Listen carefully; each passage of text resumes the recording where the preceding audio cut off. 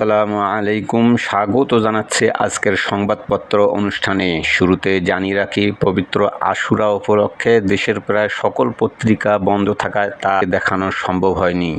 শুরু করছি প্রথম আলো। প্রধানমন্ত্রীর চীন সফর, ঢাকা বেইজিং সম্পর্ক নতুন উচ্চতায়। জার্মানিকে হারিয়ে নকআউটে ইকুয়েডর। হামের প্রাদুর্ভাব, মৃত্যু ছাড়ালো ৭০০। সর্বশেষ ২৪ ঘন্টায় সারা দেশে আরও ৮৬৯ জনের শরীরে হামের উপসর্গ দেখা গেছে। ভেনেজুয়েলায় ভূমিকম্প, নিহত বেড়ে ৫৮৯। ধ্বংসস্তূপে চলছে জীবিতদের খোঁজ। বেনজির প্রসঙ্গে স্বরাষ্ট্রমন্ত্রী, আমিরাতের জবাবের অপেক্ষায় সরকার। রাজধানীর উত্তরায় মারধরের পর ৫ তলা থেকে ফেলে দেওয়ার অভিযোগ। যথাযোগ্য ধর্মীয় মর্যাদায় পবিত্র আশুরা পালিত। গুমের শিকার পরিবারের জন্য ভাতা চালু করা হবে, ঘোষণা মির্জা ফখরুলের। মেহেরপুর সীমান্তে আরও ৩ জনকে পুশ-ইনের চেষ্টা।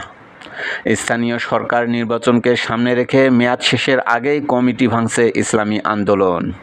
লক্ষ্মীপুরে ৪ খুন, পাশাপাশি ৪ কবর, কাঁদছে গ্রামবাসী। ব্রাজিলকে ভয় নেই জাপানের। আন্তর্জাতিক মাদকবিরোধী দিবসে মানববন্ধন, মাদককে না, এই প্রতিজ্ঞা নিতে হবে। কালবেলা, মাঠের রাজনীতিতে জোটবদ্ধ হচ্ছে আওয়ামী লীগের শরিকরা। আওয়ামী লীগের সঙ্গে নিয়মিত যোগাযোগ ১৪ দলের নেতাদের।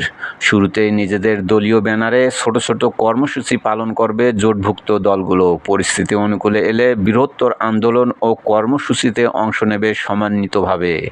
বাংলাদেশের উন্নয়নে দীর্ঘমেয়াদী সমর্থন দেবে চীন, জানালেন শি জিনপিং। প্রধানমন্ত্রীর চীন সফরে ১৭টি সমঝোতা স্মারক স্বাক্ষর, বাংলাদেশ মিয়ানমার চীন করিডোরের প্রস্তাব। স্বরাষ্ট্রমন্ত্রী বললেন, বেনজিরকে ফেরানো নিয়ে এখনও কিছু জানায়নি আমিরাত। গুমে জড়িতদের একে একে ধরা হবে, বললেন মির্জা ফখরুল। পাবনায় বালু উত্তোলন নিয়ে সংঘর্ষ, বিএনপি কর্মীকে মাথায় গুলি করে হত্যা। সুন্দরবনে কোস্টগার্ড দুলাভাই বাহিনীর গোলাগুলি, নিহত ১। বাহিনীর প্রধান রবিউল ইসলাম গ্রেপ্তার। লক্ষ্মীপুরের রায়পুরে ৩ মেয়েসহ নিহত শাহিনুর বেগমের একমাত্র ছেলে প্রাণে বেঁচে যায়। মাকে নিয়ে ভালো থাকবো, বোনেরা ডাক্তার হবে, সব স্বপ্ন শেষ হয়ে গেল। ডাক্তার আবদুল্লার পদ বাতিলের তীব্র সমালোচনা। গুণী মানুষের মর্যাদাহানি ও গরিবের ডাক্তারকে অসম্মান, বলছেন চিকিৎসক, শিক্ষক, গণমাধ্যম কর্মীরা। বিবেচনায় নেওয়ার দাবি। শোক ও ত্যাগের মহিমায় পবিত্র আশুরা পালিত।